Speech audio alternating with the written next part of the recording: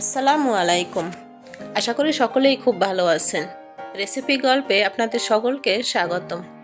আজ আমি নতুন একটা রেসিপি আপনাদের সাথে শেয়ার করব, আর সেটা হলো গাজরের হালুয়া। খুব সহজভাবে তৈরি করেছি, আশা করি আপনাদের ভালো লাগবে।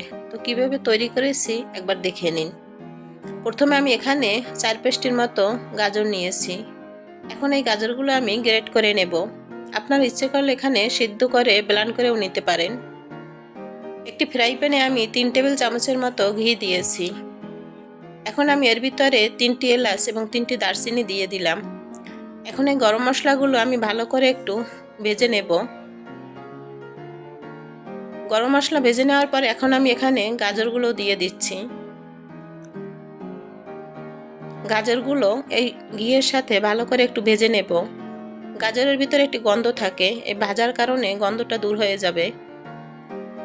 এখন আমি এর ভিতরে আগে থেকে জাল করে রাখা দুধ দিয়ে দিলাম 1 কাপের মতো।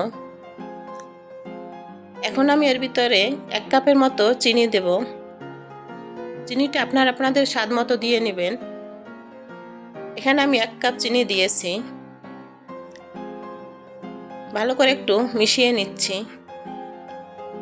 চিনির সাথে যারা লবণ খেতে পছন্দ করেন হালকা একটু লবণ দিয়ে নেবেন। এখানে আমি স্বাদ মতো একটু লবণ দিচ্ছি। ইচ্ছে করলে আপনারা এই লবণটা বাদও দিতে পারেন। কিছু সময় ঢেকে রাখলাম।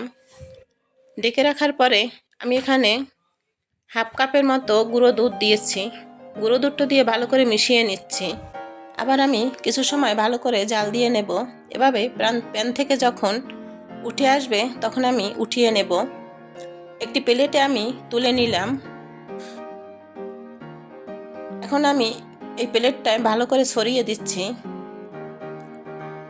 এভাবে আমি একটা গোল ডিজাইন দিয়ে নিলাম। ঠান্ডা করে ফ্রিজে রেখে দেব 2 ঘন্টার জন্য। 2 ঘন্টা পর আমি ফ্রিজ থেকে বের করে নিয়েছি। একটি চাকুতে আমি ঘি মেখে নিয়েছি। এখন আমি ছাড় দিয়ে কেটে নিচ্ছি। এভাবে আমি ছাড় দিয়ে কেটে নিলাম।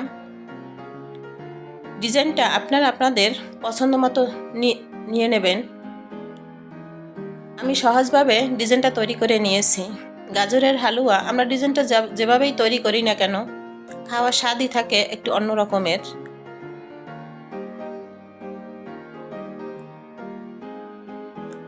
পরিবেশন করে নিচ্ছি গাজরের হালুয়া।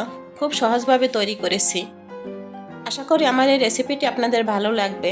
ভালো লাগলে অবশ্যই লাইক দিয়ে পাশে থাকবেন। নতুন নতুন রেসিপি পেতে সকলের প্রতি আমন্ত্রণ রইল। আল্লাহ হাফেজ।